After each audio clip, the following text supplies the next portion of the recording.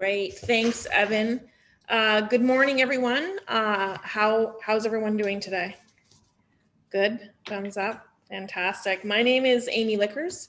I am Gaiakono Cayuga Nation from Six Nations of the Grand River. I am in Ontario. I would like to acknowledge the land that I am on here in my home community. And I would also like to acknowledge the land that you find yourselves in as well too. And I hope that we are able to have a great and productive day today. I would like to call on BC AFN Knowledge Keeper, Dr. Gwen Point, to provide some opening prayer for us. Elatis to Iatolital to each and every one. I thank you. To Iatolital Amy, to Iatolital to Evan as well. And Sophia, thank you for bringing us together today. And there are so many important topics and initiatives. And we all know how important this is, how important water is. You know, you can go for days without eating, but you can't go without water. And I looked it up on the computer here, and 60% of our adult body is water. The brain and heart are composed of 73% water, our lungs 83%, and our skin 64%. Our muscles and kidneys are 79%, and even the bones have 31%. And a lot of us grew up at a time where there was an abundance of water. And I remember the day when my husband and I traveled to California. And he said, one day you're going to see bottled water. We're going to have to pay to drink water. And I told him, no way.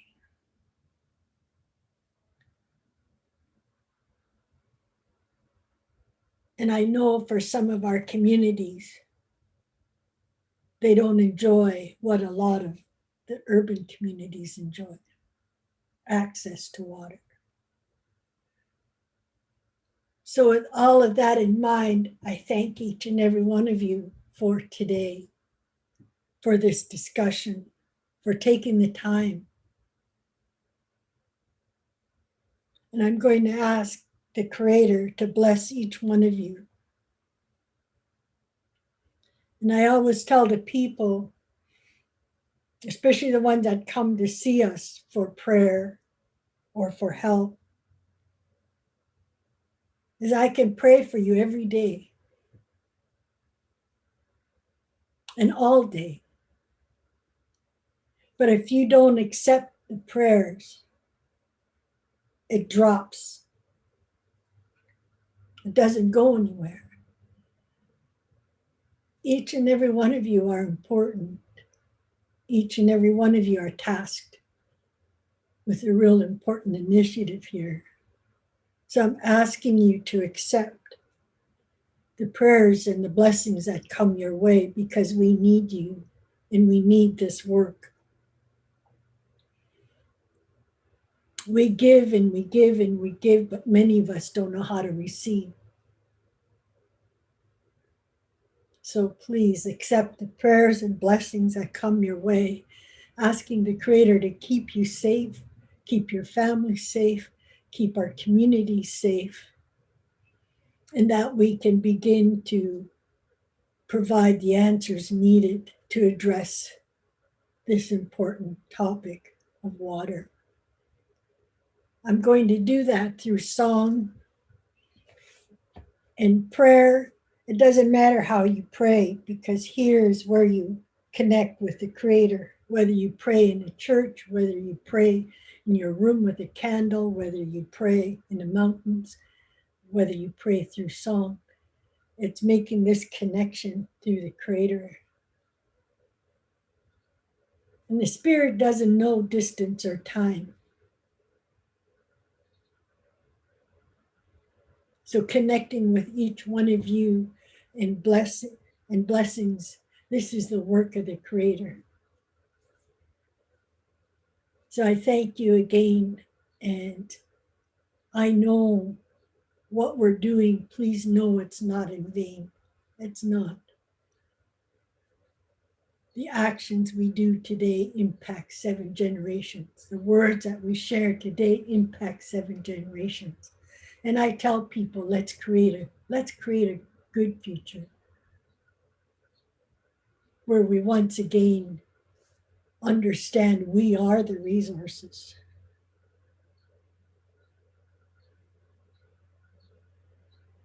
And that we become one with our resources again.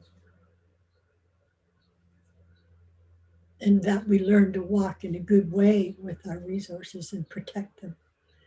And this song is a song given to the Stolo people by one of our leaders who fasted when our sweat lodges first came back. And he asked that this song be given to the Stolo people,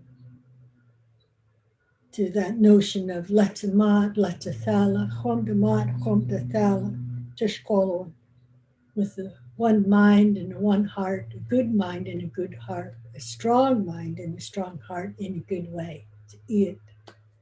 Haitya.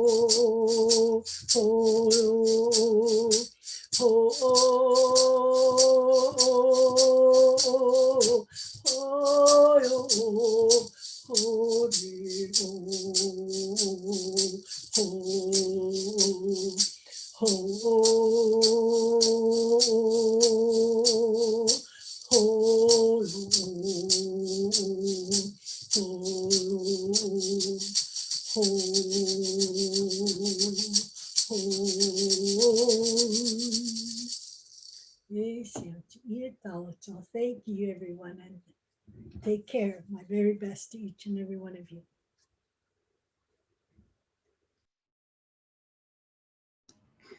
Nyalagola, thank you so much for those great words. And I don't know if you saw me writing down, but I was really touched when you said the spirit doesn't know distance or time. I really appreciate that. Thank you. I would like to call on the BC AFN Youth Rep, Taylor Benso. Sorry, Taylor, I just mispronounced your last name. I'm so sorry. Taylor Ben Sekoza, yeah, to provide some opening comments for us. Yeah, that was actually pretty good on the pronunciation. Good. Yeah. Nega Dagondi Sadzikla Taylor Bain Takoza Ote. Good morning, everyone. My name is Taylor Bain Takoza. I'm Dene from the Fort Nelson First Nation here in northeastern BC, Treaty 8 territory. And that's where I'm zooming today, zooming to you all today. Yeah, I was thinking about what I wanted to share this morning as the youth rep for the BCAFN. And I truly believe that Creator gives us some wise words, some teachings when we need it most. And on Sunday, I participated in a sunrise ceremony hosted by some Anishinaabe colleagues that I work with. And one of our colleagues is actually out in Victoria right now. And so we were on Zoom, but they were by the ocean. And so they offered us a water song. And afterwards, when the ceremony was over and we were talking, this knowledge keeper just kind of said, like, you know, we can't, we have to know our relationship to water before we can protect it. And before that, I never really like thought about it. And I never really thought about what my relationship was to water. And like on a spiritual and cultural level, I knew that like it's important and that it gives us life and that it offers a lot of teachings, like, you know, keep moving forward. If there's something in your path, find a way around it. Like, you know, things will like keep moving forward. And so I knew those parts of what I was taught and how that relates to my relationship to the water. But it was actually through a conversation with Sophia, who's our BCFN youth, our water coordinator, sorry. And we were talking about this disconnection that like all humans have to water.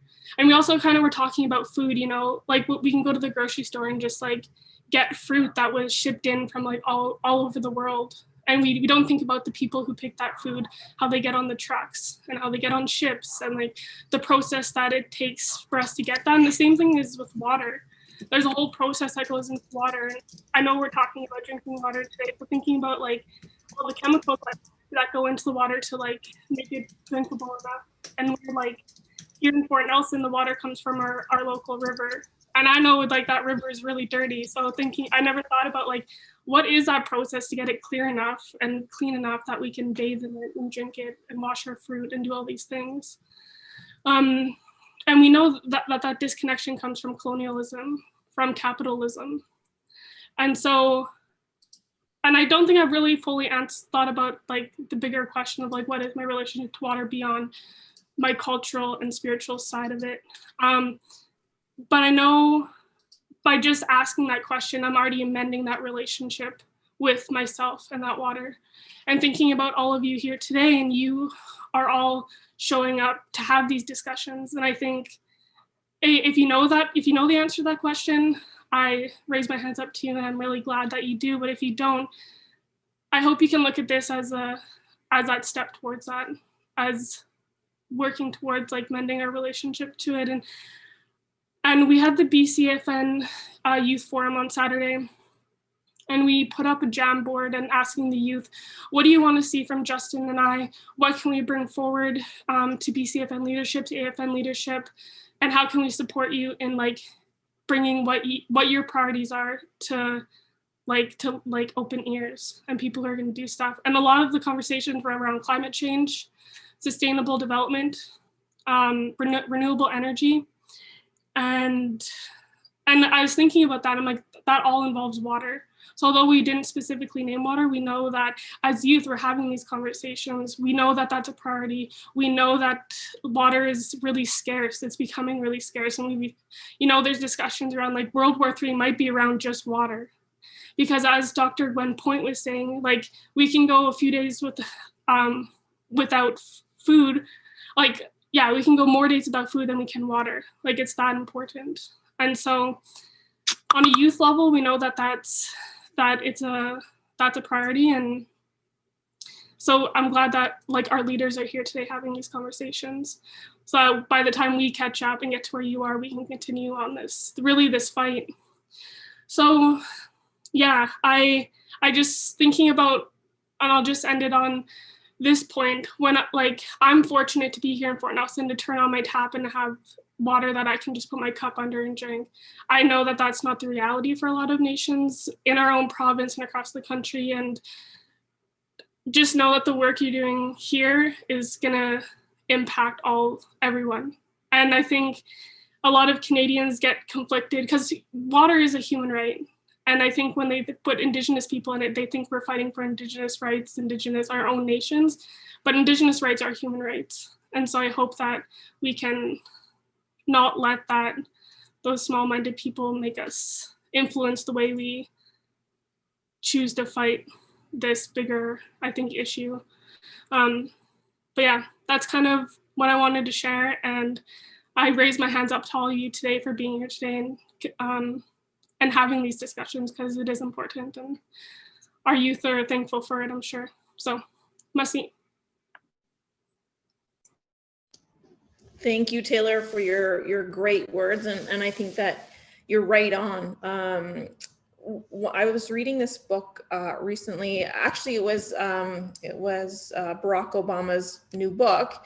He talks about in the book how the work that you do to make change isn't a race, and it's not a sprint, it's not a marathon, and it's a relay, right? It's really is a relay. So we hope that that this conversation will inspire you with the work that you're doing with the other BCAFN to take up the challenge, to be the ones coming up behind to continue the good work. And I want to thank everyone else for attending with us today as well. And I'm really looking forward to the conversation. I'm going to call on Delaney Murphy from the from the AFN to provide some opening remarks and to give an update on the work that's being done today. Awesome. Thanks, Amy. And thank you. And welcome to everyone for taking the time out of your really busy schedules today to be here with us. I would like to thank Dr. Gwen Point and Taylor for those really awesome opening remarks. I really love just kind of, you said it all with just Indigenous rights or human rights. So I really would like to frame the discussion around that today. So thanks so much, Taylor, for that. I would like to acknowledge the traditional unceded territory of the Algonquins, where the AFN National Office sits on. And I would just like to provide a bit of context before we get into our discussions today. So if we could get the slides going, that would be great, please. So yeah, I'm just going to spend a couple of minutes, not too long, just talking a little bit about the current status of the Safe Drinking Water for First Nations Act and some of the work and resolutions that have been done on that before we move into a bit of the discussions. So the Safe Drinking Water for First Nations Act, a super long-winded name, the SDWFNA, was passed in Parliament in 2013. So this act actually remains currently in force, but the necessary regulations to actually regulate what goes on with this act have not yet been developed. So for those of you who do or don't know, it doesn't matter. I think it's a really good point today just to kind of learn a little bit about it, even if you're not sure that much about it yet. But it was created and brought into force without consultation and despite extensive First Nations resistance and challenges. So I think that kind of says it all in itself. This was not something that First Nations wanted, and it really was passed in a way that Prime Minister Harper at the time couldn't ignore First Nations drinking water issues any longer. So this was developed and passed really quickly without any First Nations consultation whatsoever. It offers weak protection to inherent and treaty rights. It does not acknowledge First Nations jurisdiction over water. It fails to address the resource gap as there's no funding set aside in this legislation whatsoever. It fails to respect First Nations authority and those concerns. And it also provides excessive immunity provisions for the Crown. So I think it is a pretty dangerous piece of legislation that has some pretty damaging implications. So when this was passed and there was extensive First Nations resistance to it, in mid-June 2017, INAC at the time, but ISK then, or ISK now, I guess, began engagements on this act to see what could be changed about it with First Nations in terms of what they wanted with it. But this engagement was not even something First Nations wanted at the time because they had no say in the act in the first place. So the federal government has made some clear commitments to ensure First Nations have equity with non-First Nations in terms of water quality standards and equity in water access. So as of 2017, 2018, the Liberal government has now acknowledged that a First Nations-led process to deal with the current legislation is needed. So this is something that Prime Minister Trudeau committed to. He really committed to repealing and replacing this act with something that's First Nations-led. So at the same time during this, 4 AFN resolutions were passed on safe drinking water related matters. So this reflects substantial results of sustained First Nations advocacy, which really shifted the approach of the federal government on this act.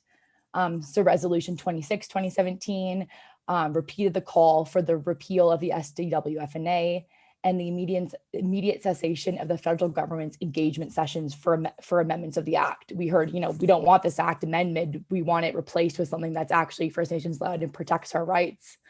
And this resolution instead called for the federal government to develop in partnership with First Nations the next steps in terms of engaging on the SDWFNA. Next slide, please. Awesome. So that resolution was followed by Resolution 88, 2017, which directed the AFN to establish a joint working group comprised of the AFN Chiefs Committee on Housing and Infrastructure, as well as the regional technicians and federal representatives, legal counsel for both sides, as well as other experts as necessary to co-develop a draft framework for new legislation. Resolution 01-2018 took this process even further and mandated the AFN to immediately communicate to the federal government that, in keeping with the government's commitments to reconciliation with First Nations and a lot of their mandate promises as well, to start a joint legislative co-development process and mandate in full partnership with First Nations, including the co-development of a joint working group on safe drinking water for First Nations. So in response, some of the work that we've done to address this resolution that was passed by the Chiefs Assembly in 2018 is the development of a Chiefs Committee on First Nations safe drinking water legislation to ensure the appropriate leadership is in the room. The drafting of a First Nations safe drinking water preliminary concepts that really highlight some of the priorities and some of the necessary components that need to be in this legislation. These preliminary concepts were presented to the Chiefs Assembly at the Annual General Assembly in Vancouver in July 2018, which led to Resolution 26-2018, which mandated by the Chiefs Assembly the preliminary concepts document as a working document to support engagement. And it directed the AFN to proceed with national engagement to develop new safe drinking water legislation for First Nations. And it also really directed the AFN to advocate for co-development of this legislation to ensure that whatever is created now is not just a repeat of what was already done badly before. So, it really ensures that First Nations rights, interests, aspirations, inherent rights and laws, treaty rights, standards and guidelines are protected and through a First Nations-led process. So throughout 2019, the AFN held engagements across all the regions, across all the country, to discuss some of the key elements of this repeal and replacement. So some of the topics were covered, which are just massive topics in and of themselves, and really could have sessions just on discussing these, such as rights and responsibilities, water governance, transboundary issues, financing and funding, as well as standards and regulations for the provision of water and sanitation.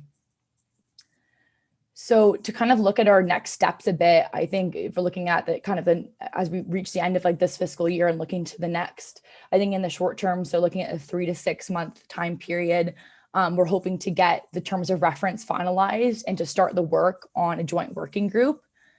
We're currently having these national but regionally led engagement processes initiated. So BC is actually our last one. So we're just kind of completing that process now. But again, this is just kind of the beginning of the work. This does not mean like this is the end of the work. I think we've got a long way to go, and these are just important conversations that need to be had. And we also had expert videos prepared on key topics that you're actually going to watch today, which really break down a lot of the concepts from the previous slide. And I think as you look towards the long term, we're going to proceed with the co-developing of a draft framework, where that draft framework is going to be presented to the Chiefs in Assembly for their comments and for their voting. There's going to be a submission of this draft framework if it moves forward by the Chiefs in Assembly to Cabinet through a co-developed memorandum to Cabinet. That's going to be the basis of the drafting instructions. This will eventually lead to this new legislation being passed by the government. And then that will eventually also lead to really important questions at the regional level in terms of regulatory development to implement. So this is a lot of steps that need to happen. It's not going to be moving quickly, but I think it's just interesting to kind of see it all laid out as well. So now here we are in 2021 with these engagements. So these are really building on the discussions that were presented in 2019. And we're also going to be talking about how do you establish a plan of action on how to best move forward on all of these issues. So today we're going to be talking about rights and responsibilities. We're going to be talking about water governance, transboundary issues, funding and financing, as well as standards and regulations. So it's just kind of a way to kind of come back on these topics that were originally kind of presented in 2019, and I think a really complex and at times challenging way. And we're kind of hoping today to, narrow that discussion a bit, and through the help of the videos, get a bit more consensus on how we want to move forward with this. So yeah, we're just going to try to make it as engaging as possible. And we're really just looking forward to your discussion and your comments and your feedback and your questions. So I think we're going to start it off with a Menti question. So we're kind of just looking for, how important is the repeal and replacement of the act to you? And I think, Amy, is the Menti open now? Sounds good. So you can just go, if you're able to, you can go to menti.com and enter the code you see on the screen here. Or also, if you'd prefer to just type it in the chat or talk about it out loud, that's also very welcome, whatever works best.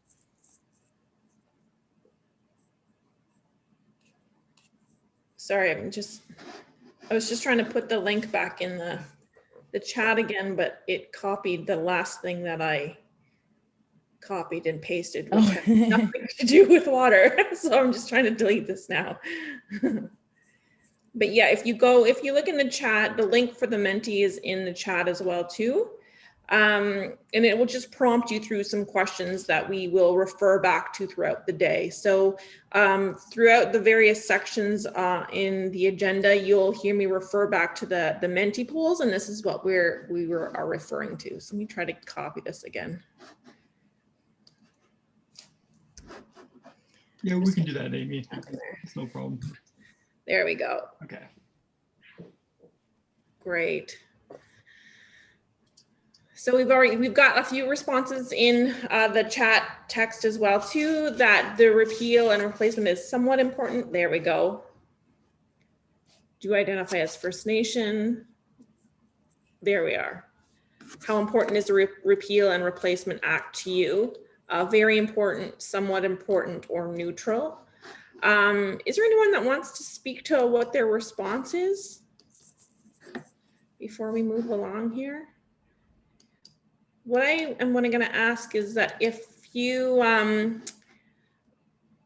a question at any point during the day, we do have a fairly large group, so I'm going to try to catch everyone as they're coming off screen or if they have their hands up.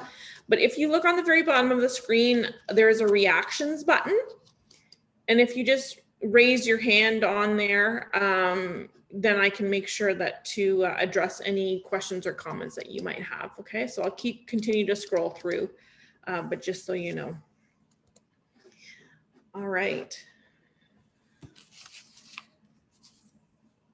So if there's no further points of clarification from Delaney, Delaney, do you want to move into topic number 1 regarding rights and responsibilities? Yeah, definitely. So the way we're going to kind of structure today is I'm just going to give a breakdown of kind of all of the 5 key topics, and then we're going to watch the expert video for each of the key topics, and then we're going to have some discussion about all of them.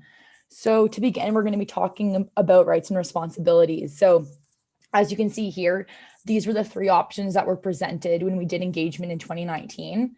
And then as you can see in the red text in the bottom, that's kind of the summary of the feedback that we received at the time. So option 1 would be to not characterize Aboriginal rights to water in the legislation whatsoever. So as you can see at the bottom here, this was not favored in any region. So this was deemed not a viable option. So we're not even going to be talking about this one anymore, but it's just more to kind of to see if you're interested in the pros and cons to each of these options. So option 2 would be to characterize Crown and First Nations water rights directly in the legislation.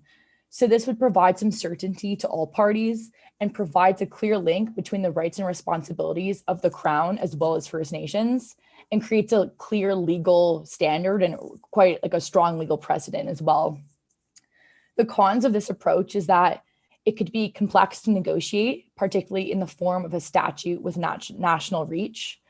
It's a significant potential for creating legal precedents and a high possibility of litigation as well. That's what we've heard from some of our legal experts. And I think most importantly, it risks creating a crystallization of rights and title that doesn't let them grow and adapt to new situations. So it kind of keeps that set in stone, which is powerful and strong, but also there is a negative side of that as well. So this was favored by participants in 2019, but it was also acknowledged that it would be difficult to implement, which leads me to option 3, which would be to characterize Crown and First Nations rights in an aspirational form. So such as in a preamble, which would be kind of an introduction piece before the actual legislation in the text of it, with a strong non-derogation and non-abrogation of rights clause directly in the legislation. So it'd be a clear message, but it would also really be emphasizing the fact that whatever we talk about today and whatever comes forward in terms of legislation when we're talking about that today, or a strategy that we're talking about tomorrow, does not interfere with any treaty, agreement, or law that's already in place directly with nations in the Crown. So that's something that's really, strong on protecting First Nations rights to ensure that this doesn't interfere with any of that. So the pros to this is that it would be easier to negotiate. It's non-binding and it does help to create some guidance for all parties, while also allowing for things to change and to kind of allow for a bit more flexibility, but also clearly signals that First Nations do have and assert rights over water without committing nations to like these set in stone definitions for all time and purpose. The cons to this is that it's a pro that's non-binding, but it's also a con. It's aspirational and does leave some uncertainty as to powers and jurisdiction. And, we've heard from participants as well that this could be a good option, but it also could just be a way of postponing those difficult conversations to ensure safe drinking water for First Nations can and should be provided. So this option was favored by participants, but it was also acknowledged that it needs to be reworded. So we're going to be watching a couple expert videos by Danica Littlechild and Amanda Classing, which are going to break down this topic a bit further. And the question that we're going to be discussing, and we're going to come back to this later too, is that the new legislation should characterize First Nations water rights in direct or aspirational form, such as in a preamble, with a strong non-derogation and non-abrogation of rights clause in the body of legislation with no mention of Crown rights. So just keep that in mind, but also we're going to come back to it, so no worries. And yeah, enjoy the videos. Great videos. I always really like watching those expert videos, and they were so well done. So what we're going to do moving forward now is that we're going to split out into two breakout groups, and we're going to discuss the discussion question that Delaney had talked about earlier. Can we get that slide back up from the presentation? So we're going to break out into two groups, and we're going to have a discussion regarding characterizing First Nations water rights in the process moving forward. So as Delaney was saying, AFN is going to be working now to develop a framework that will contribute to a memorandum to cabinet that will be put forward for chiefs to discuss and vote upon in December. So what we would like to do now is get some feedback from all the participants here today to discuss what that could look like, and then specifically for this question, what First Nations water rights could look like for this upcoming legislation. So just before we break out, I want to talk a little bit about breaking down a couple of the words in here, because I know in past sessions we've had some questions about what does non-derogation and non-abrogation of rights means. And that essentially means that any kind of language that would be put in this framework would not extinguish rights that you already have, but at the same time would make them contractually obligating, so that you're not extinguishing any rights, but the government still is obligated to fund and uphold the legislation. So essentially that's what that means. The non-abrogation and non-derogation of rights means that. So we're going to break out into our groups, and we're going to have a discussion about what this could look like. But before we do, one of the points that Danica Littlechild had made in her video was that in order to move forward, First Nations have to be involved in the design of any systems that recognize First Nations water issues in community. So I just want to keep those things in mind as we go out to have these discussions, and we will come back to this plenary group for the next topic in about 20 minutes or so. Okay. Okay, I'm opening up the breakout rooms now. Okay, we are back in the main plenary, but I think it's still, is the other group in here as well, Evan, or is it just the one group? It's just you guys right now. They're on their way back here in 10 seconds. Okay. Machel, sorry, can you tell me how to pronounce your name? It's Michelle. Michelle, okay. Can you please share your comments that you were going to talk about in the other group there? Yes, I was listening to the comments. So I'm sorry, let me introduce. I'm Michelle Thomas, land manager at the Clayton Tene First Nation in Prince George, BC. Listening to the comments before from Robin and Chief, I thought to myself, if capacity development is a part of this act, because that does tie very well into the aspirational aspect that we want to see in the preamble. Because I get the idea that even though we want access to the water too, we also want to be able to develop capacity to harness and access the water, because that seems to be two of the connecting issues or common threads between what was being said. Those were just my comments. No, I think those are great comments, and that we have heard that in other sessions as well too. And realistically, when you think about asserting and affirming rights, you do need to have and water security and water sovereignty. You have to have that capacity in order to uphold that work, right? So I think that makes a lot of sense. We did have our breakout room did end a little bit earlier, so I just want to see if there was anyone else in any of the other groups that had any comments or suggestions or things that needed to be included in the legislation in terms of water rights. I think I saw Chief Tom Nelson waving his hand a bit before. Oh, okay. Chief, do you have a comment?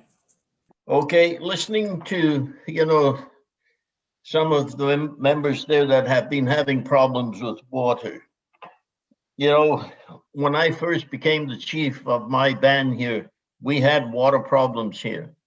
So I immediately went to Indian Affairs and talked to them, because they put my people on swampland, and they never really took care of the water. So I said, it's your guys' obligation to make sure that we have good drinking water. I said, we're on the north end of Vancouver Island, and, we're lucky to have, these lake, there's one lake here where we get our water. So they gave us $1 million to better our drinking water. So we have a water tower that's there, and I've made it very clear to industry, I do not want anybody around. We put a buffer around the lake where nobody can get near it and pollute the water that we have. So it's working good. We have very good drinking water now. Our drinking water, when I first came here to be the chief, it was cedar water. So anyway, we have it clear now. You can see right through. It's like looking out the window if the window's clean. Yeah. So anyway, we had that done, and the people are satisfied. So, when I hear people talking about, the government or the municipalities do not want to pay attention to our First Nations people when they talk about their drinking water, it's time now, that we use our Aboriginal rights and we put a buffer around the areas that we do not want nothing happening to our waters. Our waters are getting polluted so bad, from the oil rigs, fracking and all that, and once they do that, then pollution begins. So if there's any chance that any of our band members, want to get good drinking water, it'd be best to drill your own well far away from the village, as long, away from septic tanks or whatever. That way, everybody can have good drinking water. So, that's what I've heard in our breakout, people are having a hard time. So it would be best that we just take the stand and use our and do our Aboriginal rights, you know, what we want to do is put a buffer around where our drinking water is. That way it is not polluted from anybody, anywhere. Because nobody else is going to do it but us. So I'd like everybody to take that stand and really think about it, you know, put a buffer around wherever. It can be 5 kilometers in diameter. You know, that is our right to do that. Because, you know, when I hear about Lake Ontario where they have to boil their water, they put our First Nations people on the res. You can do your hunting and fishing and everything else, but they never told them they were going to build a city all around them where they're going to pollute the waters and their hunting is not that great no more. So we're in the 20th century now, and it's best that we do use our Aboriginal rights now, you know, to get what we really want. They have to listen to us First Nations. I know when we speak here in Quachino with our forest industry, they start to vibrate in their shoes now because they know we have the rights. So thank you very much. Thank you for your comments, Chief. I'm just going to refer everyone back to the Menti log again. If you can go on to the Menti site, we've got a couple of questions on there. Do you agree that the new legislation should characterize First Nations water rights in direct or aspirational form in a preamble with a strong non-derogation and non-abrogation of rights clause in the body of legislature and no mention of Crown rights? So we have some poll responses coming in. We have 7 saying yes and 3 saying no. And then we also have a word bubble with what the biggest concerns regarding inclusions of rights would be. And some of those concerns are enforcement, definitely something that we've heard in other sessions.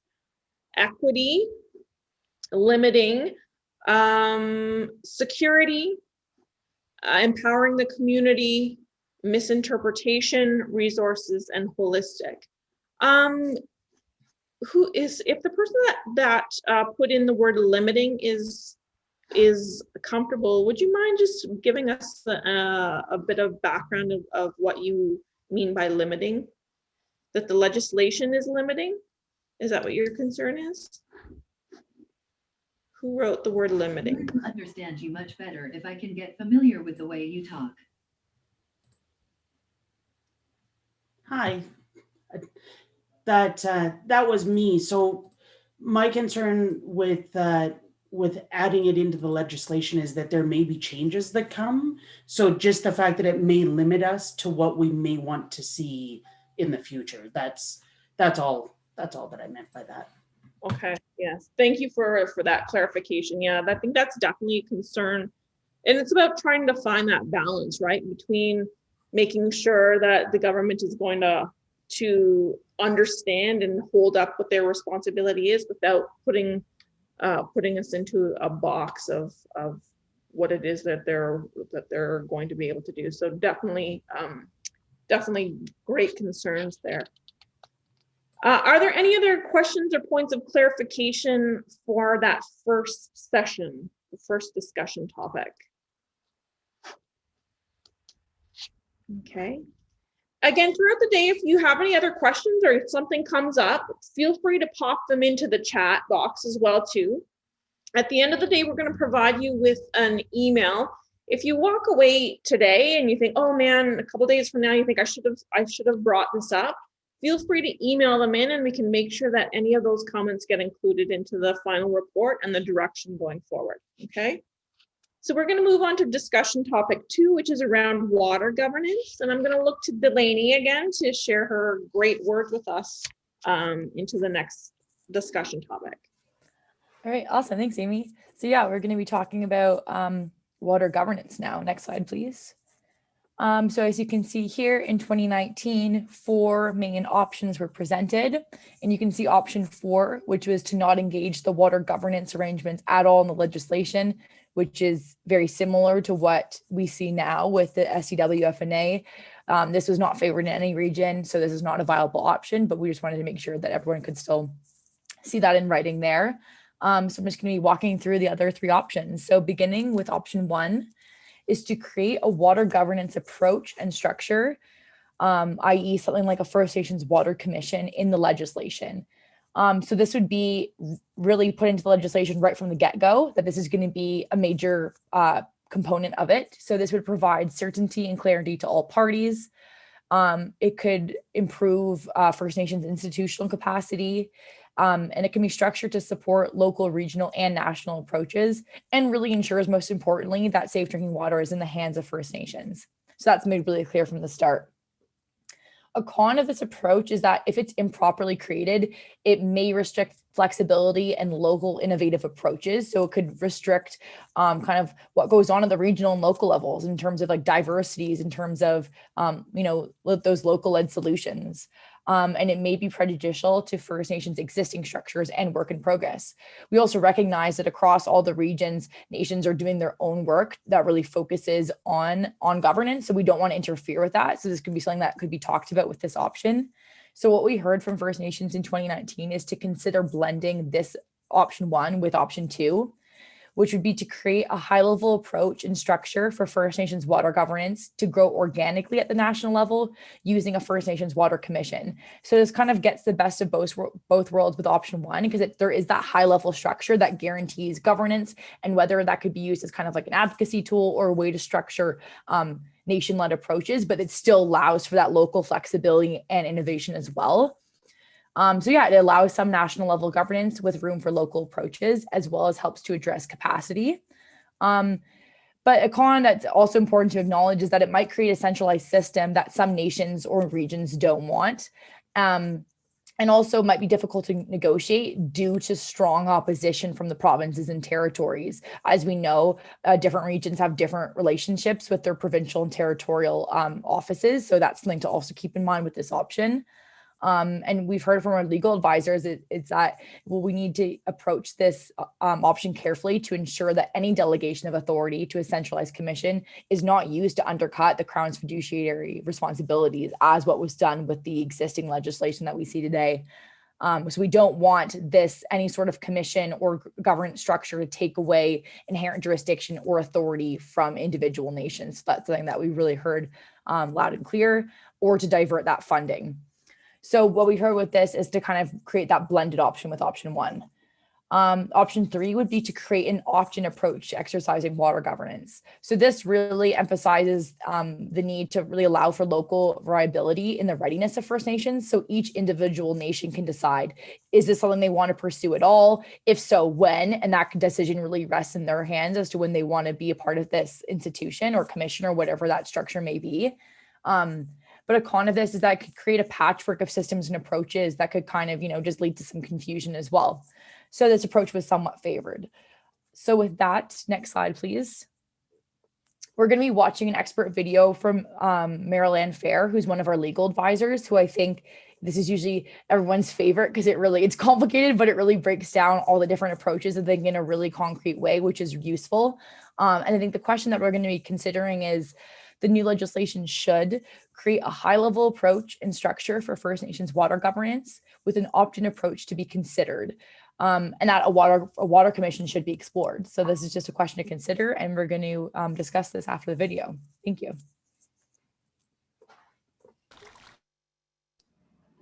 Great. I really enjoy that video every time. We're going to split off into our groups again, but just a couple comments that I want to make before we go off to have our breakout session discussions. Marilyn, the very last thing that she talked about is the legislation does not give you rights. The rights are inherent, right? The rights to water have existed before the Canadian government even existed. They come from the creator.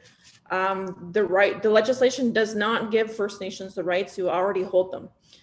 What the legislation does do, and I think that I know that not everyone in the group here works in this area of public policy. So just to give a bit of an explanation here, what this legislation will do is it will provide the framework for the federal government to provide mechanisms to flow funds from their public coffers to the First Nations.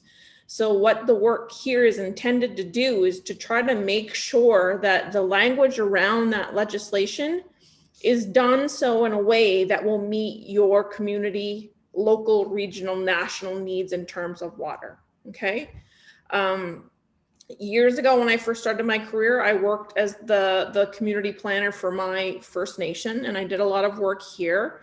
And then I later went to work for the Chiefs of Ontario, where I did a lot of public policy work and worked with AFN there as well too. And it wasn't until I got there that I understood the importance of that work and how contributing there could have helped me work in my own community. So I just wanted to share that perspective. So if you're trying to grapple around how does this apply to me, when it comes to flowing the flow of funds, that's how it will reach your community, is through this legislation. Okay, so we're going to break out into our groups and talk about creating a high-level approach and structure for First Nations water governance and what that should look like. And Marilyn talked about 3 different ways. Status quo is just keeping things the way that it is now. There's the cooperative approach, which some of the challenges are you don't have control over specifically timing. And I think that's a huge, timing and priority is a huge one in my eyes, because as you can see, if you leave it up to somebody else, your priorities are not always their priorities. So, and that would change with the government as well too. And then there's, and this came up in our last breakout group, there is a huge opportunity for there being siloism. And there, we already know there's a lot of competing jurisdictions. So this cooperative mechanism could create problems there. And then there's the collaborative approach. And then how you can do that through building your own First Nation by each individual First Nation, which is capacity intensive. There is a regional approach, which you could approach through perhaps a watershed. And then there's also the local, regional, national level approach. So we're going to break out into our groups and have a conversation about that. And then we'll come back into plenary in about 20 minutes. Okay, I'm going to open up the breakout rooms, and just a reminder, if you're able to turn on your video, if you're able, to help promote good discussion. Just before we go into break, I'm just going to ask Chief Nelson if he can finish his thought. You're going to have to unmute yourself again, Chief Nelson. There we go. There you go. Yeah, so anyway, we put them on a meter. I said I was going to put them on a meter if they didn't fix their water lines, because it was an old air base back in World War II. So they said, we don't need you First Nations. And I said, oh, yes, you do. I says, you want to take me on? Go for it. I says, I'll cut your water off. I said, because we've upgraded this water and everything. But anyway, getting back to, you know, the comments I heard were people having a hard time with their waters and that. So what bands are capable of hooking up to the municipalities, and how far apart are our First Nation bands are from the municipality from hooking up into the water? And if they're quite a ways away, I didn't like the comment there that the feds won't listen to the First Nations. I don't like that, because, you know, our First Nations, some of them need help. You know, I was listening to Chief Lee there, and, you know, they have a drought and everything else. So, you know, why can't the feds find proper water and reservoir for them? You know, that way they have good water all the time.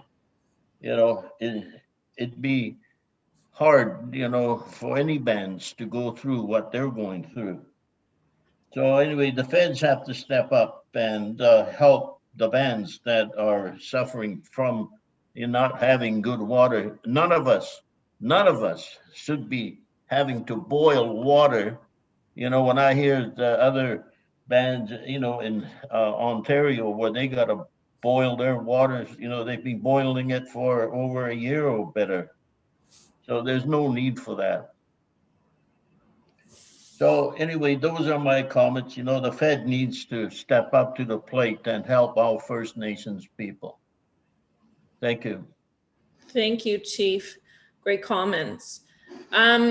We do have a couple of Menti questions available, but we are actually going into our lunch break right now. So if I can ask everyone to come back in, we're a little bit behind time, but if we can come back in 30 minutes, we'll make this up at the end of the day. So coming back at 3 is my time, 12:40 your time. If you can come back at 12:40, we can start again we'll have these Menti questions up. So if you can go back into the Menti and fill these questions in, we'll see the responses when we get back, okay? So we'll see everyone in 30 minutes. I was on mute that whole time, sorry. You read my mind though. Can you pull up the Menti questions?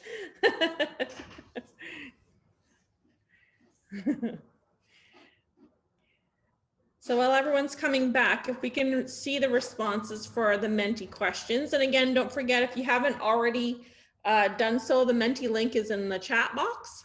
And feel free just to walk through those. So the question is, do you agree that the new legislation should assert First Nations jurisdiction to protect source waters off reserve? And there is a huge yes with that response. Source water in our group, source water has become was a great topic, and definitely need to have some sort of jurisdiction to protect those source waters. The next question is, should First Nations jurisdiction be pursued at all cost in the new legislation, despite limitations that may be imposed by provinces and territories? Again, a lot of responses saying yes. One comment saying no, and 2 saying maybe.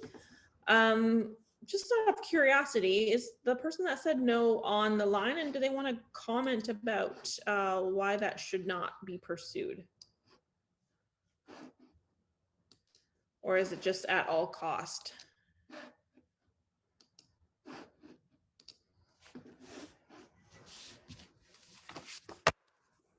In the last word bubble, I guess for the Menti, is what are your concerns about transboundary jurisdiction considerations?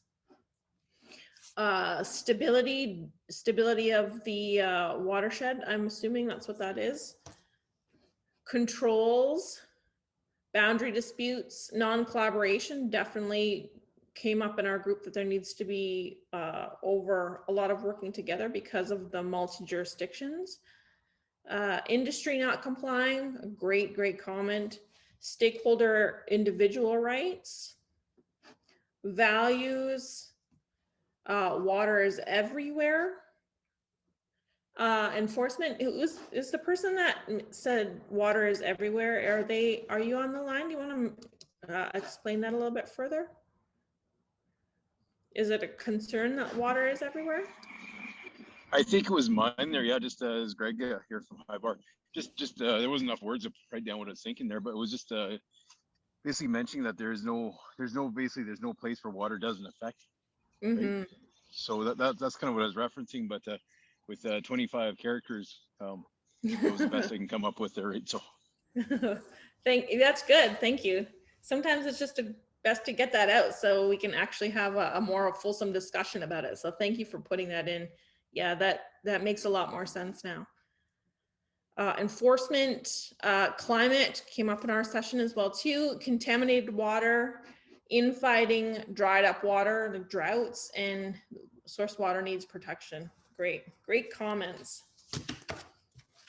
As I said earlier, so you'll have another session tomorrow that talks more about developing a strategy. So hopefully a lot of the conversations that we're having today will hopefully help in your engagement and conversation tomorrow. But if in the next couple of days you think of something that you think, oh, I should have said this, we're going to provide you with an email at the end of the session. So feel free to email any of those additional thoughts in the coming days. So our next conversation, our topic for conversation is financing. So Delaney, if you want to share your comments with financing. Yeah, definitely. Next slide, please. So yeah, same as before, I'm just going to run through all the options and then open up for discussion. And I think for this topic in particular, we're really looking for your feedback, because I think there's funding and financing can be taken, attached with legislation in so many different directions. And I think we're still trying to kind of establish like best practices on that. So any insights or questions you have are going to be super valuable to kind of determining the best approach. But in 2019, we presented option 1, which would be to create a national funding mechanism, something such as like a First Nations infrastructure institution or something similar, more focused on water, to apply to all First Nations under the legislation. So the pros to this is that it would provide certainty and clarity to all parties. It would be predictable, transparent, and it's likely to get Crown buy-in, at least in principle. The con is that it might not be flexible enough and might be rejected by First Nations. So we kind of heard that this approach was somewhat favored, but also we heard it might be a bit too close to the status quo, which leads me to option 2, which would be to create a partial funding arrangement that defines principles and approaches, such as a commitment to actual cost funding and asset management, but does not define the specific processes for financing. So the pros for this is that it would help to create some certainty while also allowing for flexibility and innovation at the regional and local levels. And it could be structured as a transitional approach, while a more permanent solution or structure or arrangement or whatever that is continues to be negotiated. So it does create some certainty at the same time. And the cons, but is something to note, is it doesn't create a guarantee for First Nations and risks that by default administration will fall to ISK policies that have frustrated First Nations aspirations and held up important projects for decades at this point. So that's also something to keep in mind. So this approach was somewhat favored. Option 3 would be to not address financing mechanisms in the new legislation whatsoever. So we heard this was not favored in any region. It's not a viable option. It remains way too close to the status quo with what we see now with the STW FNA. So next slide, please. So we're going to be watching a video by Kevin Page, who's a former parliamentary budget officer for the Government of Canada. And I think you can see from these options we presented, there are options that were somewhat favored, but I think some of them need to be reworded. We're still looking for more suggestions about this one. But the question that we're going to be discussing is the new legislation should create a funding arrangement and or mechanism that defines approach and principles. It should include funding mechanisms that commit to funding water and wastewater in its entirety. So the true costs of what this actually costs, that eliminate competitive funding and evolve based on community needs. So we heard that, any funding mechanism needs to be flexible enough. If we don't know what's coming in the future, I think we'll discuss tomorrow. There's lots of emerging threats that we're seeing. So it needs to be flexible enough to deal with, such as the impacts of climate change on water and wastewater infrastructure as an example. So yeah, enjoy the video by Kevin Page. Thank you. Great. So we're going to go back out into our breakout groups again, and this time we're going to talk about creating a funding arrangement or mechanism that defines approach and principles. It should include funding mechanisms that commit to funding water and wastewater in its entirety, that eliminate competitive funding and evolve based on community needs. And just before we go, Bing, I don't mean to put you on the spot, but if you could maybe just talk a little bit about the asset management approach, because I think that's really helpful in this discussion. I'd be happy to. I mean, that's a good opportunity. So one of the things that has been alluded to, that there needs to be full funding for all assets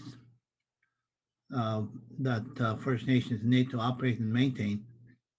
And probably many of you, including leadership, understand how funding is currently transferred to First Nations. It's based on a formula.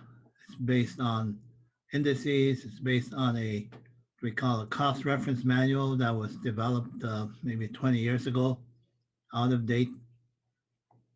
And so within the past year and a half, we've been working with Indigenous Services Canada to bring this asset management approach to First Nations and to advocate for it. In other words, step into the, where are we, 21st century? That what everybody else is doing. Your municipal neighbors, they do asset management planning approach. They determine how they're going to operate and maintain every one of their assets. How are they going to keep them operating for the longest time, as long as they can? How do they need to plan for replacements, repairs, upgrading to new technology in the future? How do they need to set aside, I think it's called, maybe Kevin Page was here, he'd tell us a sinking fund, I guess, or a fund need to set aside for those rainy days.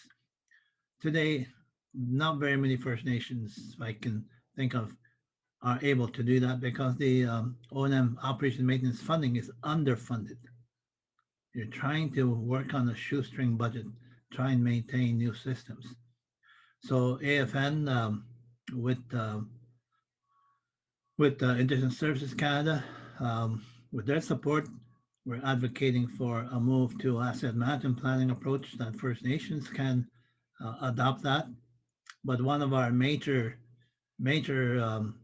pushes, advocacy work, is for ISC to fund those plans at 100% of what you determine you need to operate and maintain your assets, not the 80% of a fictitious number or 20% of community buildings based on who knows what.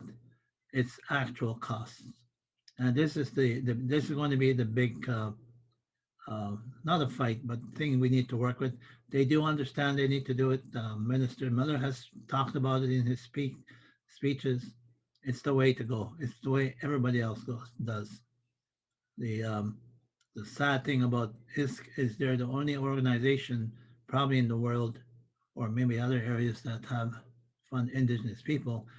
They fund us year to year, and we can't operate like that. So thanks, Amy, for that opportunity. It's the way of doing it. And we did some pilot projects here in BC, and we're glad to see that some BC First Nations are moving in that direction already. They understand the need to make sure you plan for how you're going to operate and maintain your systems to be able to do that asset management planning approach. Thank you. Thank you, Bing. I think that there was a comment in our group this morning about asset management planning. So I'm glad to hear that there are some communities that are going that route. So as we go back into our breakout sessions, if we can provide some guidance as to the things that should be considered when approaching funding and funding mechanisms. It could be things like what needs to be considered in those asset management plans, what sorts of things should be considered for capacity, any kind of insight you can provide that would help to guide the creation of funding arrangements and mechanisms would be valued. So we will go to our breakout sessions and we'll be there for 15 minutes and then come back to plenary. Okay, I have it set for 20 minutes. You're thinking 15 minutes? Oh, 20 is good. If you can give me 20 minutes, we'll take 20 minutes. Okay, I'm opening up the breakouts now.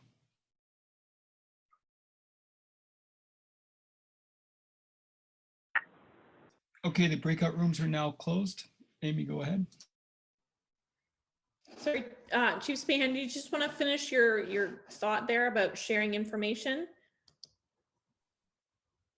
Yeah, you know, listening to Derek's comments on what he had to say and what they're doing, I think is very important for the First Nation bands and the rest of British Columbia here, because you know it's something that we're not doing yet, but it's something that we should be looking to start collecting information now.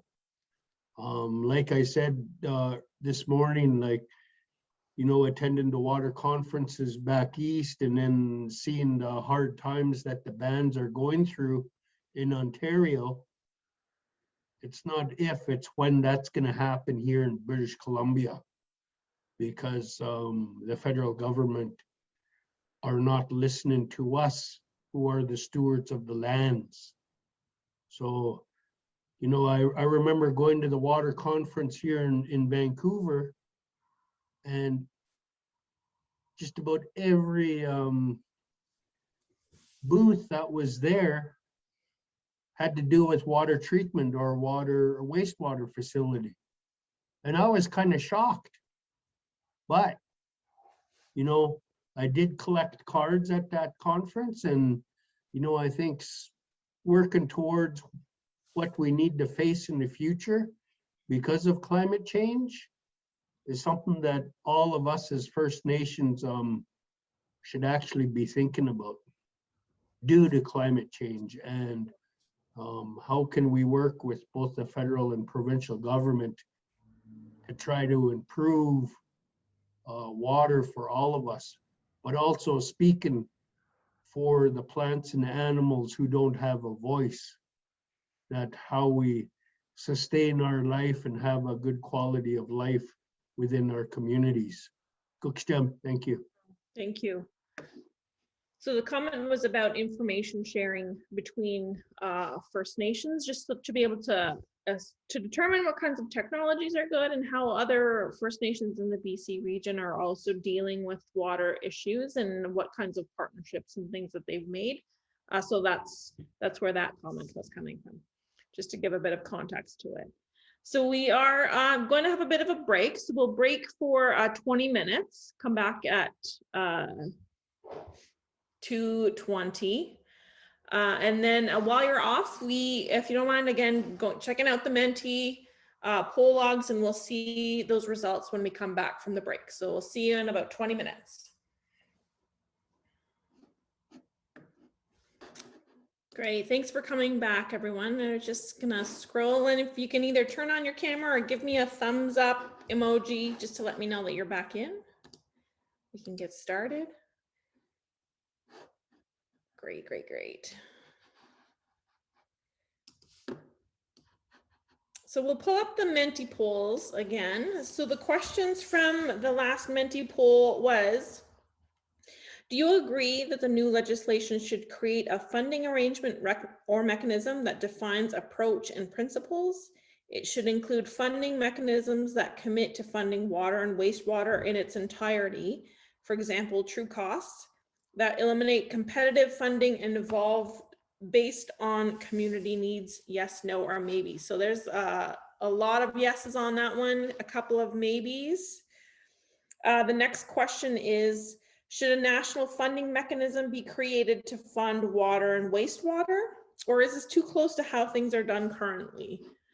Oh, a lot of not sures. That's interesting. Maybe you need to do a bit more looking into what that could look like.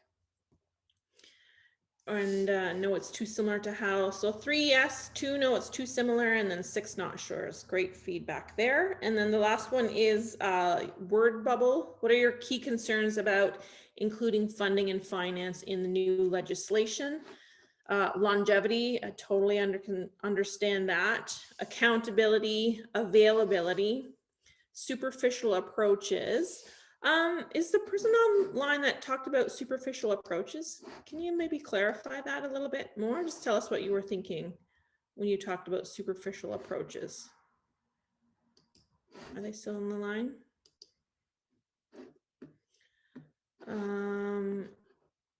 Just interrupt me if you decide you want to comment on that. Limitation of future funds, impact to limited revenue. Asset management standard, transparency, need to have room for CH. Who, does someone want to comment on what that is? What's CH?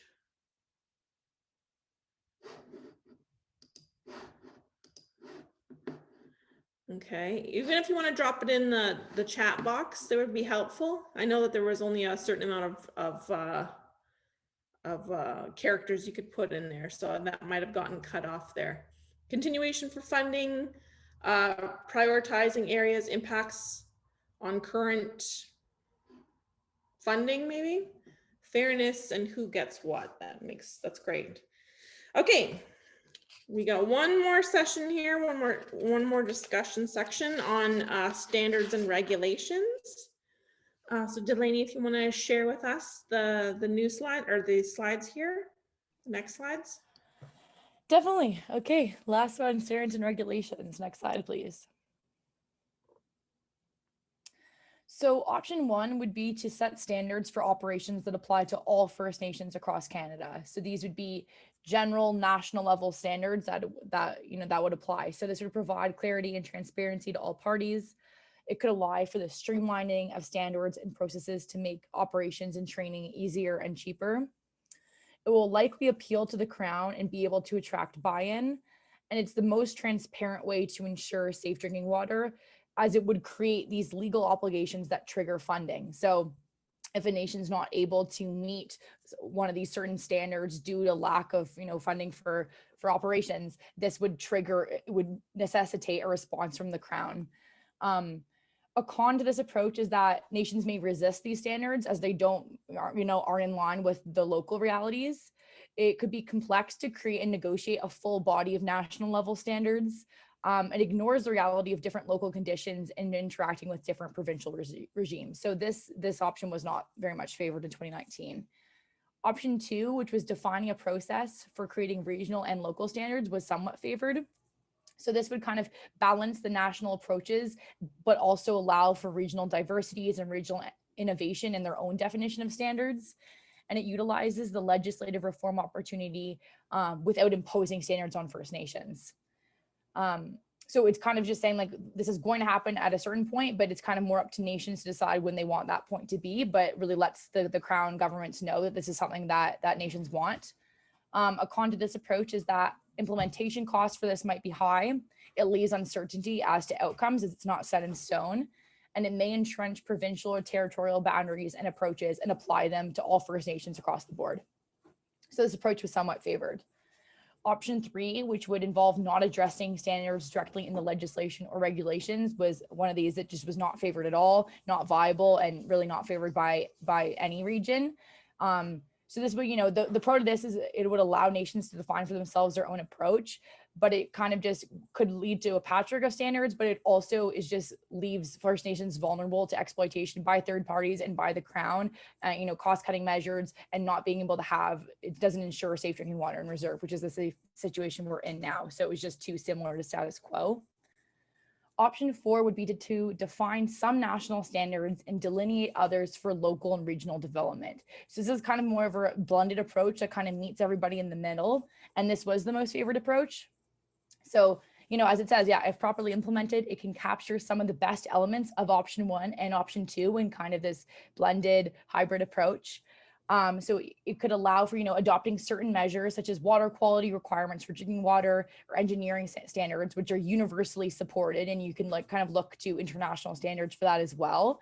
And these could be deemed national standards, but would also allow for local input at more local level regulations and standards. So this would support more innovation. It would be respectful to the autonomy of nations than single uniform standards across the board would be. But a con to keep in mind for this is it could be difficult to reach agreement nation by nation of what some region and what some nations deem national versus regional versus local. And it's more complex, so it could be resisted by the Crown, who would prefer a single solution. But this was the most favored option by First Nations in 2019. So we're going to be watching an expert video now by Phil Tangi. And the question that we're going to discuss is the new legislation should define some national standards and delineate others for local regional development, and that any approach moving forward must include reference to First Nations culture, laws, and the spiritual relationship with water as being important components of the development of water standards, which is something that Phil really touches on in his video. Thank you. Great. So we're going to go back into our breakout groups for one last time. And this time we're going to talk about defining some national standards and delineating others for local regional development, and must include a reference to First Nations culture, laws, and spiritual relationship with the water as being important components of the development of water standards. So we're looking for some guidance for the framework moving forward of how these things can be developed. Essentially, if you can comment on what maybe could be considered at the national level and what could be delineated down to local and regional standards and regulations, that would be helpful, and also how to incorporate ways to incorporate First Nations culture and laws and spiritual relationship into that framework would also be helpful. Okay, so we'll be in the breakout groups for 20 minutes, and then we'll come back into the main plenary for a roundtable discussion. Okay, the breakout rooms are now open.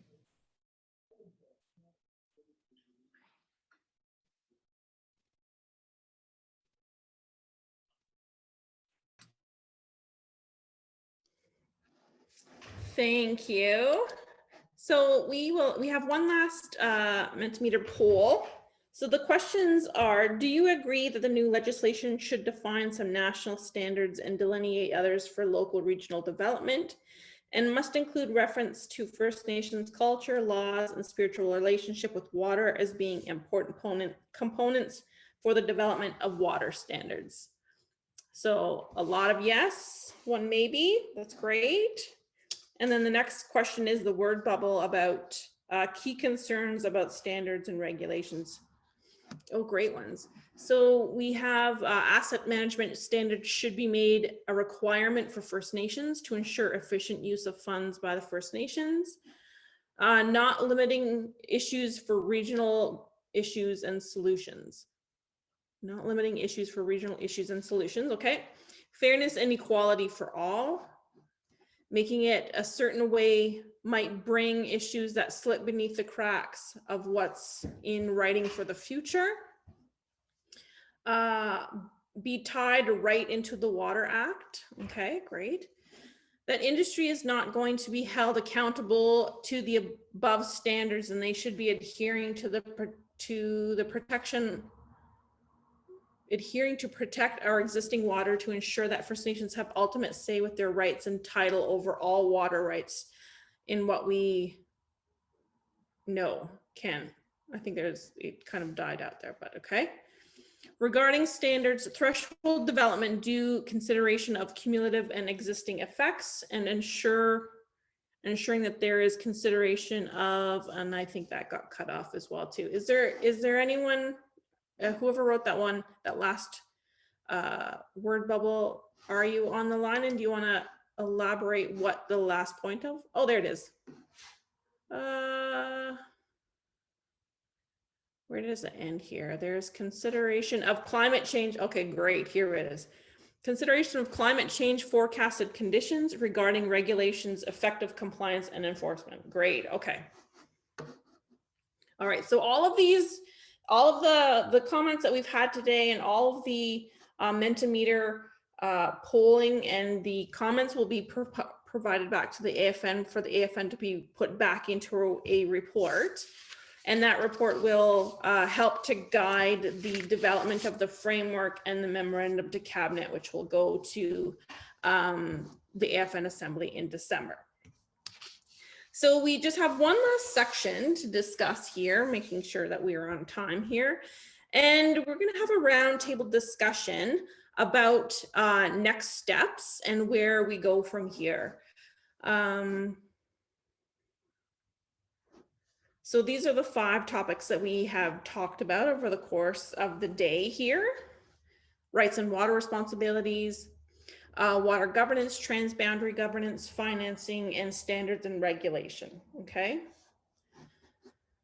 So going forward, is there anything that we haven't discussed that should be considered in the development of the framework or the memorandum to cabinet? Are there any concerns that you think haven't been addressed and that should be a priority?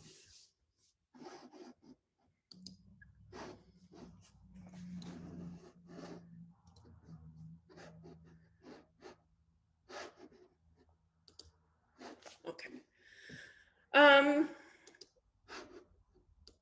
And next steps going forward, how would you like to continue to be engaged and continue to work on the conversation? How would you like to be included in the conversation going forward? Do you like these online conferences? I know everyone would like to be in person sometime soon, but in the absence of in person,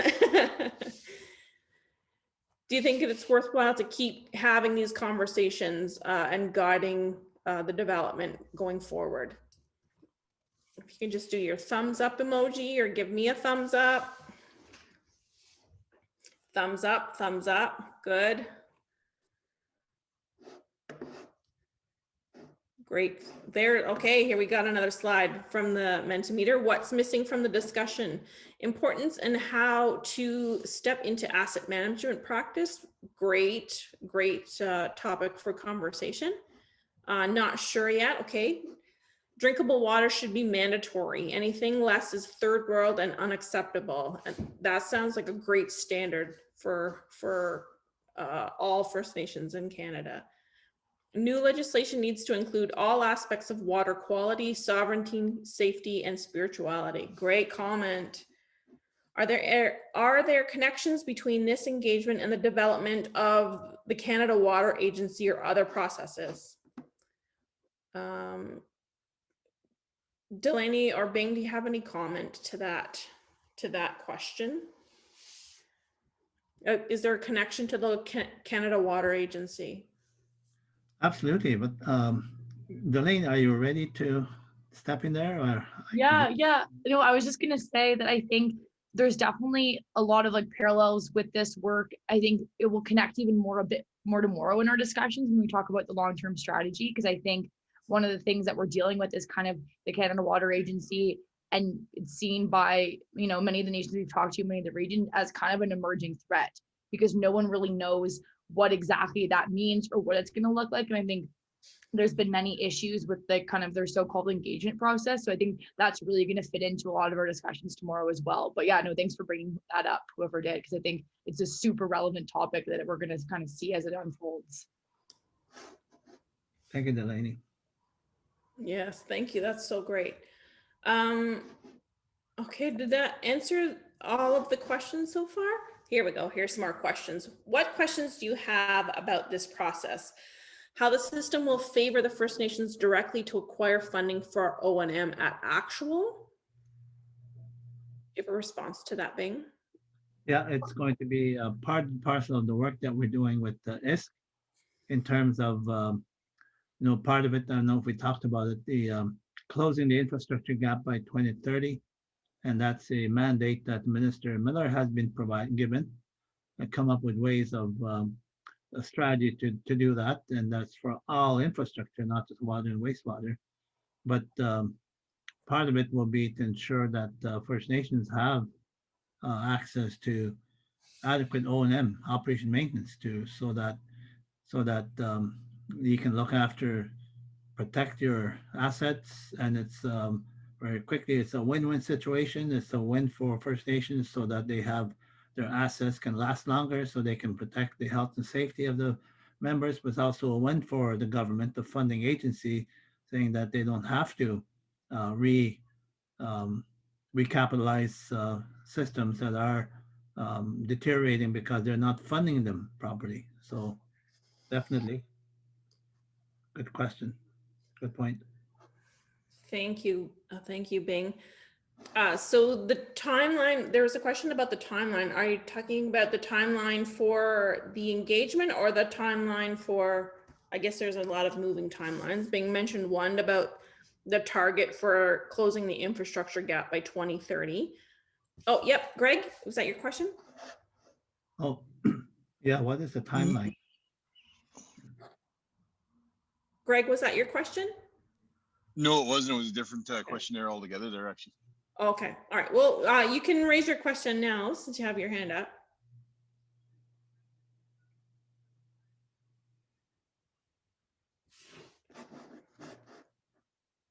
Greg, did you have a question? Was what was my okay? Was a way for us to support each other, right? Oh, When Greg, we have sorry, you might certain have to go nations. back to the beginning. Sorry, Greg. Can you go back to the beginning of your question? Oh, sorry. Yeah. I was wondering. It seems one thing that we're missing from this whole thing here is how we can support each other, and maybe that's coming tomorrow. But like, say, say a certain First Nation, somewhere, down south or whatever. How do we support them? From your position, right? From your band and from your nation level there. How do you?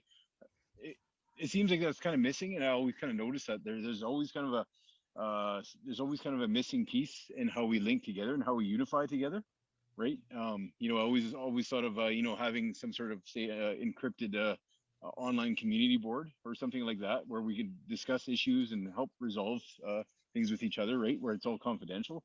Is that an idea that anybody else has kind of brought up or mentioned before?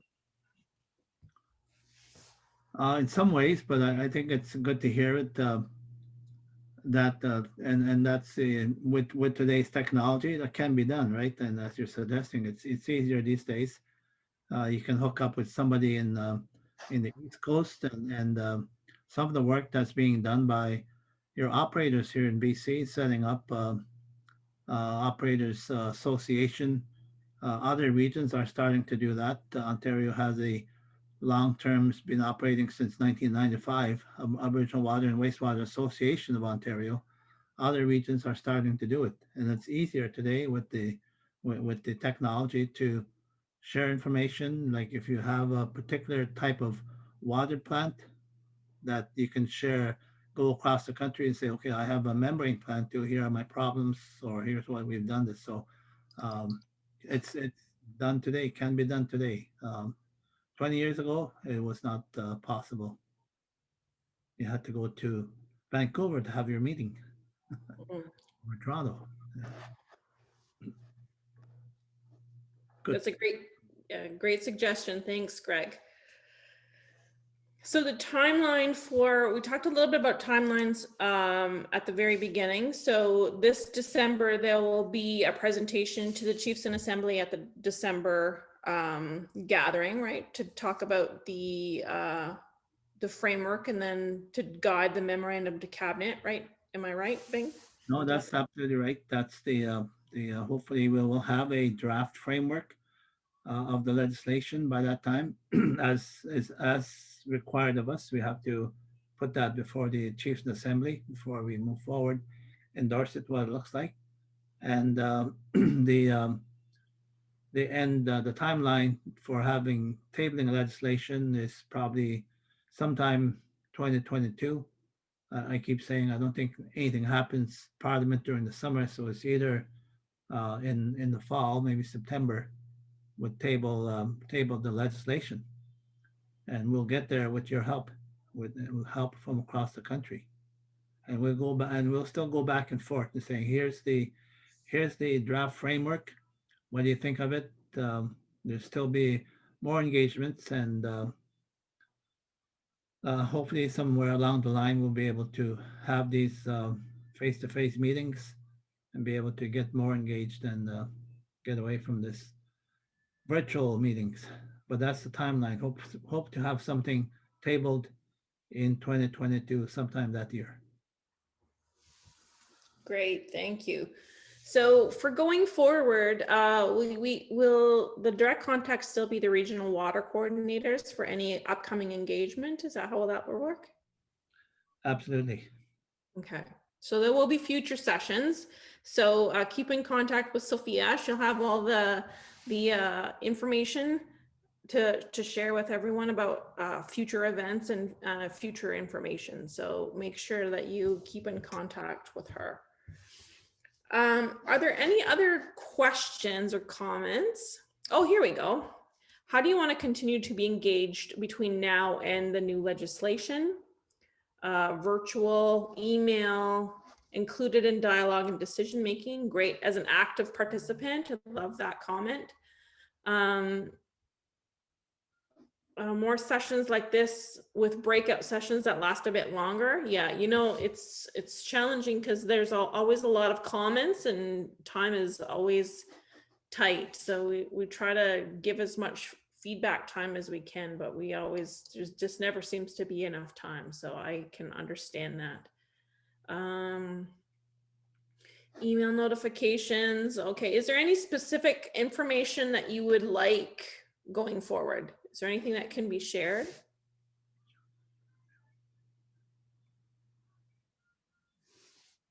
Okay.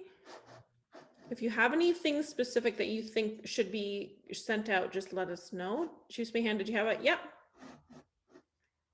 Yeah, I think having information, like listening to Derek and his job as a water operator, I think, you know, because like he's one of the first ones that I know of here in BC, but for other First Nations that are thinking about going in that direction, it would be good to know what his challenges are for his job.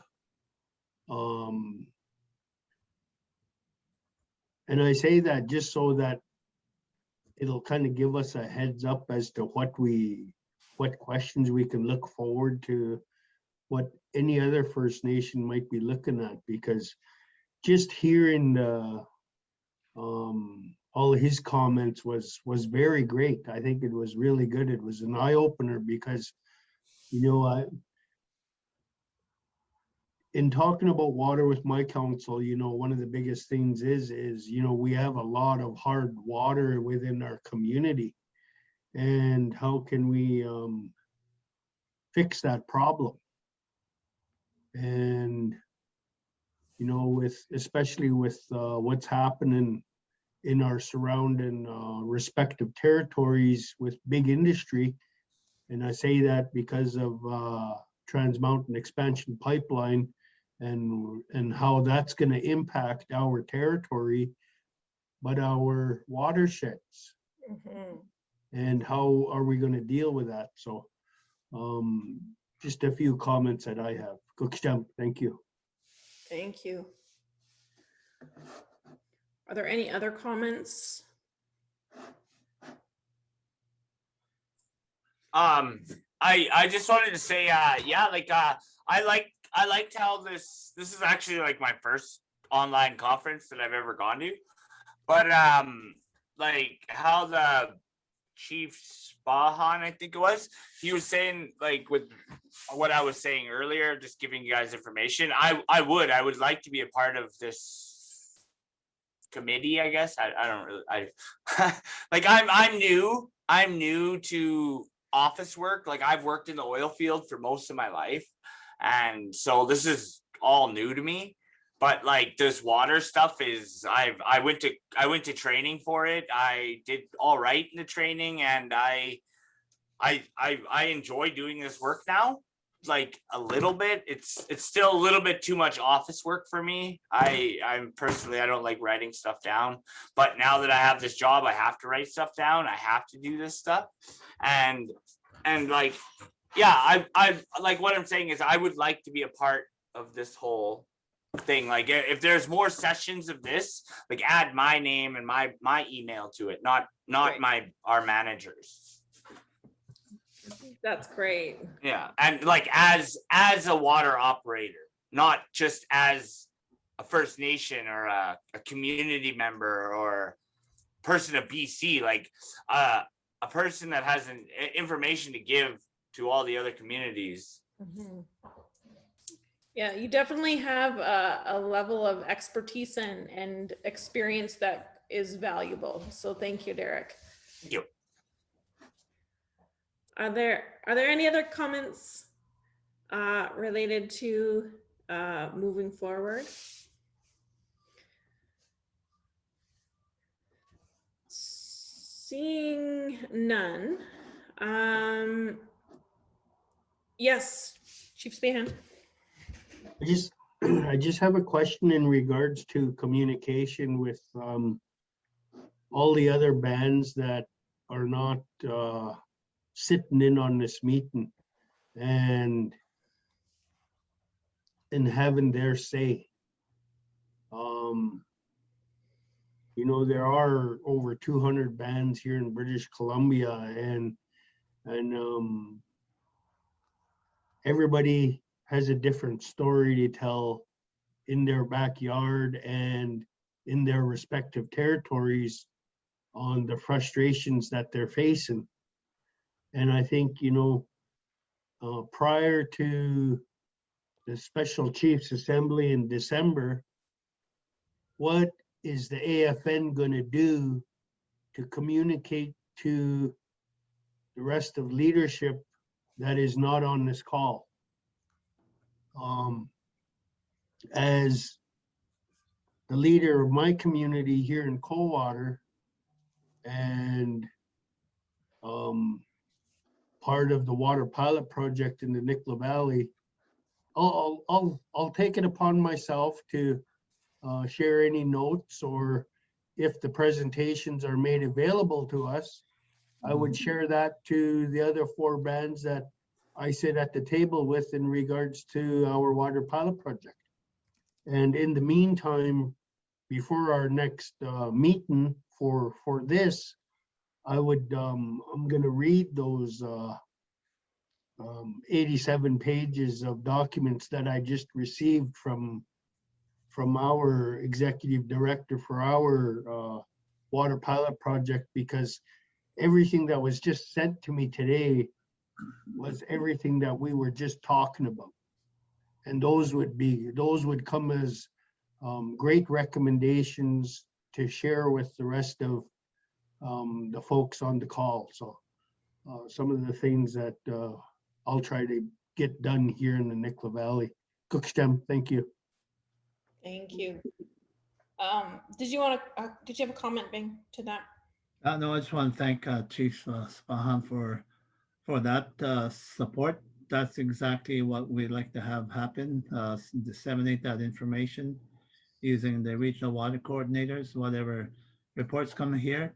So we have it 2 ways. We also have Chiefs Committee on Housing and Infrastructure, and we have a regional chief that's appointed to sit on that committee, and we'll make sure that there's a vacancy right now in BC that needs to be filled, and also there's 2 other ways of doing it, and that's the information prior to the Special Chiefs Assembly or annual General Assemblies. So that's where we set out information. And the example we're talking about, the draft framework, when we get to that, but obviously it'll require some explanatory documents that go with it. So that's one way of reaching all the First Nations in Canada. As you know, AFN, when they prepare for the AGA, they prepare a document and it's sent to all First Nations in preparation for the AGA. So that's one way of doing it. That's one way of AFN getting to all the chiefs. But also, I don't know if there was mentioned, but we're also considering 3 other special events next few months, and that's a youth water summit that Delaney will be heading up, and also an operators summit. So bring operators together, and then a women's summit also to make sure that we're inclusive, that make sure that they have their space to be able to say that. As Mr. Hunter was saying, we need an opportunity. They need an opportunity to share information and toss around ideas about problems that you have. So those are things that we've committed to do. Obviously, again, it will be virtual. I don't think we're going to get out of this by September, October, maybe even December. So we're in for this for a little while. So very, very true. Thank you, Bing. So Chief Spahan, there, if you go to www.afnwater.ca, all of the materials that we had for today are on that website. So you can share that link with your contacts as well too. And the videos that were shown will be put up on the AFN website after the engagement sessions are complete. Also, there, if you'll see on the screen here, there's this email, water-o@afn.ca. If you have any comments, or any of the other chiefs or leaderships, or anyone that you know that has any other comments or questions, you can direct them to that email, and they can send in their comments and questions to that email for further follow-up. So yes, I have a question here from Rob.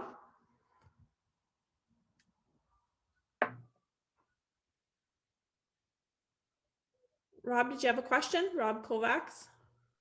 Sorry, I was on mute. Oh, sorry. Sitting here talking to myself. No, thanks. I was just going to ask if the documents were on that link you just sent. And I thought this was very beneficial for me. Again, I'm new at Chiam First Nations as of February. And I was trying hard to get the chief or councillor to attend this with me, but they were busy. But I will definitely share all of this good information with chief and council, and hopefully we can get some engagement from them and get them at these meetings as well. So thank you very much for your time, and I found it very useful. Great, thank you. Are there any further questions or comments? So this is really just a primer for tomorrow. Tomorrow you'll have a whole other facilitator and a whole other engagement session about developing a strategy for moving forward. I have really enjoyed my time today, and I want to commend all of the participants for participating in the conversation.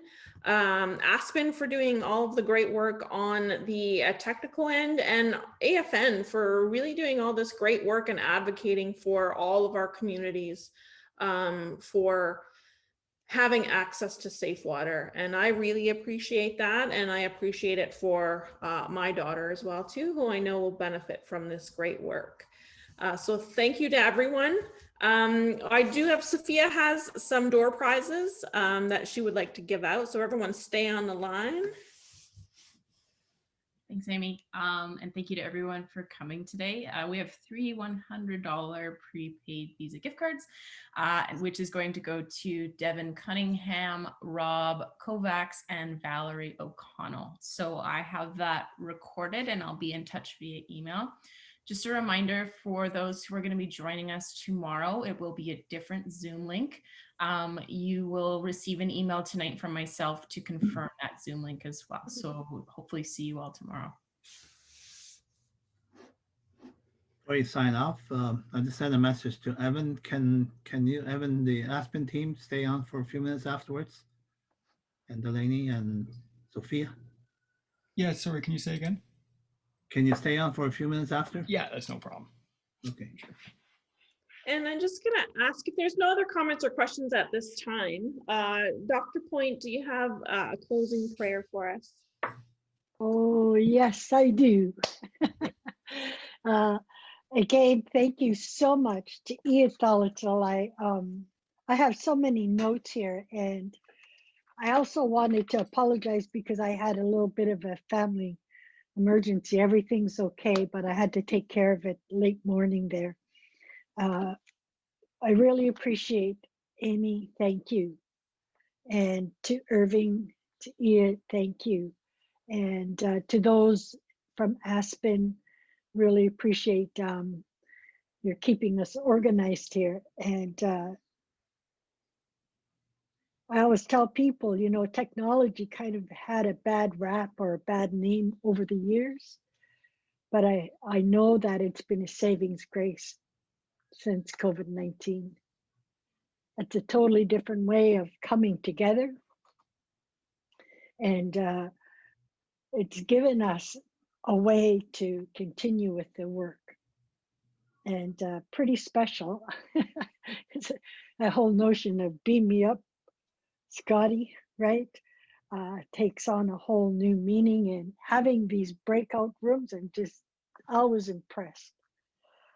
I was just telling my granddaughter, it dates me, right?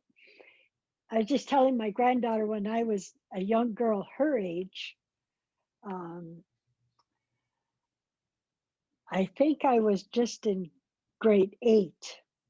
And every year we have this community Christmas concert.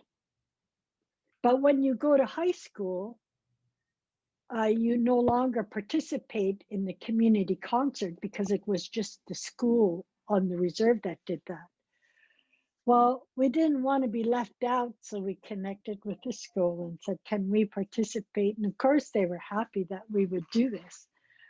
Well, I did a lip sync. It was the first time having a lip sync where I'm singing to a record, little record. And it was really special because we had a lot of elders yet. Oh my goodness. You know, they were 80 and 90 years old sitting in the audience, and the whole community comes out for the Christmas concert. And when I went down to sit down after we did our little presentation, one of the elders stopped me and she sang in our language, right? Where's the band?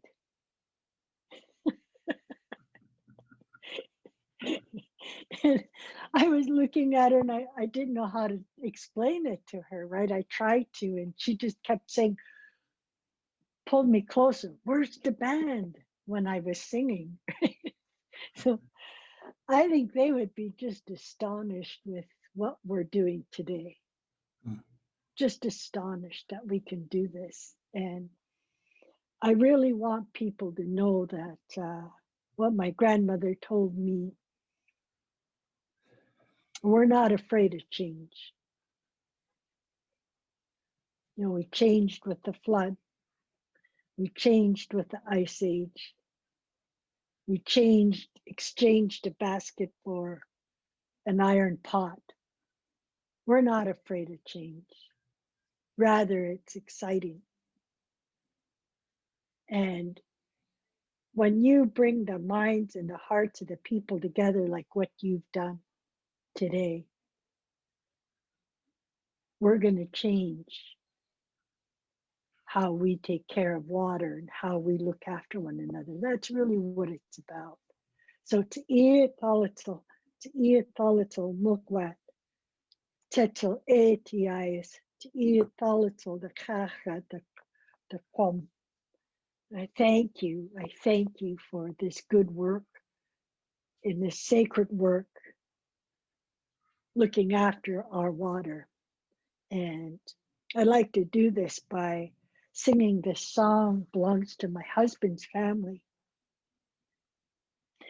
And we have little ones dance when this song is being sung. And his granduncle, who was 110 or something, he said, I'm going to teach you this song. He said, sing it, teach it to your children and to your grandchildren. So this is the song, belongs to the Point family from Musqueam. And the little ones, they put their arms out, showing all that the Creator's given us, including you today. They cross their arms, they bow their heads, a sign of being humbled. And we're told no matter how great you think you are, or how great you become, there's always one greater. Teach that to your children. Remind yourself as adults. Then they'll put their hands up, giving thanks again for each one of you. Giving thanks for your good work. And this is a song that goes with it.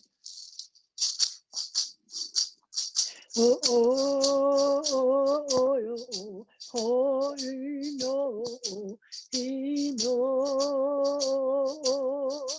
he no, he no, he no, oh, he no, he no, way.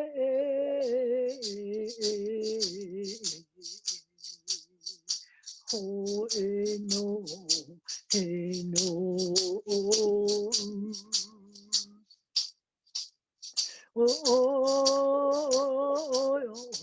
Oh, no, no.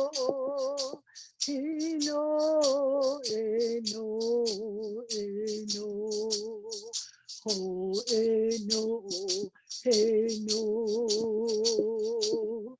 way,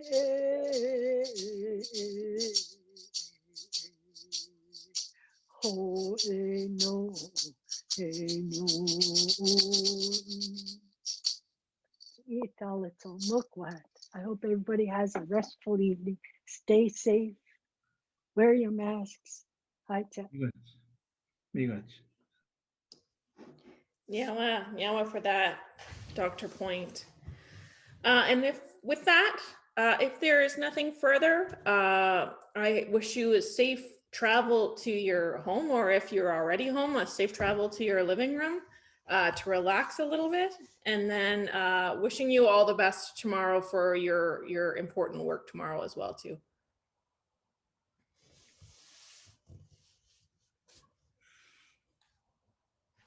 Thanks, everyone. Take care, everyone. Stay safe.